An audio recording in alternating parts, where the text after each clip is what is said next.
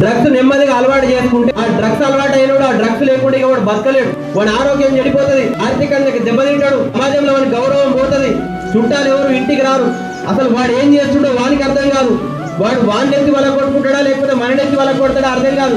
అరే బాబు ఇది తప్పురా అంటే వాడు తిరగబడేటువంటి పరిస్థితి ఉంటుంది, వాడి మైండ్ పనిచేయదు. అట్లా డ్రగ్స్ అలవాటు అయినోడు పూర్తిగా వాడి జీవితం మొత్తం సర్వనాశనం అయిపోతుంది. వాడు ఒక్కడే నాశనం అయిపోతాడంటే కాదు, వాడు మెల్లగా ఏం చేస్తుంటాడంటే పక్కోని రుద్దుతాడు, వాడు ఇంకోటి రుద్దుతాడు, మొత్తం ఊరంతా నాశనం చేసి పిల్లల భవిష్యత్తు దెబ్బతీస్తాడు. వాడు వాళ్ళకు ఫిజికల్ ఫిట్నెస్ ఇవ్వాలి, దాంతో పాటు వ్యసనాలను కూడా దూరం చేసి బంగారు భవిష్యత్తు వైపు వాళ్ళని నడిపించాలనేటువంటి ఉద్దేశంతో రన్ ఫర్ యాంటీ డ్రగ్స్ అనేటువంటి ఒక సంస్థను పెట్టి ఈరోజు సిద్దిపేట రన్నర్స్ అసోసియేషన్ దీంతో కొలాబరేషన్ చేసి గ్రామాల మీద మిరుదోటి మండలంలో ఈ కార్యక్రమం చేసుకుంటూ వస్తున్నాం. కాబట్టి డ్రగ్స్ మన అర్వాల గ్రామంలో వచ్చుంటే దాన్ని తరిమి కొట్టాలి, ఒకవేళ రాకపోతే మన ఊరు బార్డర్